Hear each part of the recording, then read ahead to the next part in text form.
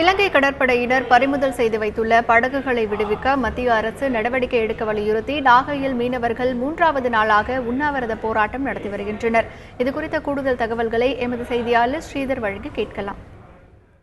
நாகப்பட்டினம், தஞ்சாவூர், அதாவது திருவாரூர் மற்றும் புதுக்கோட்டை உள்ளிட்ட 4 மாவட்ட மீனவர்கள் நாகப்பட்டினம் தலைமை தபால் நிலையம் முன்பு கடந்த 3 நாட்களாக தொடர் உண்ணாவிரத போராட்டத்தில் ஈடுபட்டு வருகின்றனர். இந்த உண்ணாவிரத போராட்டம் என்பது இன்றும் நீடித்து வருகிறது.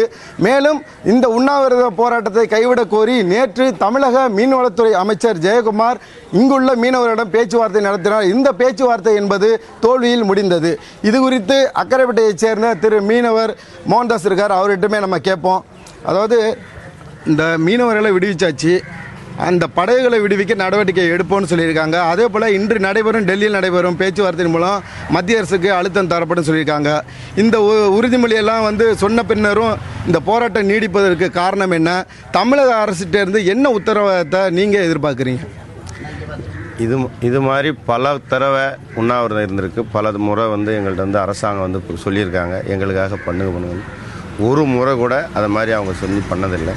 நாங்கள் இந்த முறை எங்களுக்கு மாநில அரசாங்கம் விசைப்படகு அனைத்தும் விடுதலை செய்யப்பட்டு விட்டது, டீசல் வாட் வரியை உங்களுக்கு நாங்கள் குறைத்து விட்டோம் என்ற அறிவிப்பு வரும் வரை நாங்கள் இந்த உண்ணாவிரத போராட்டத்தை கைவிட மாட்டோம், தொடர்ந்து நடந்து கொண்டு தான் இருப்போம்.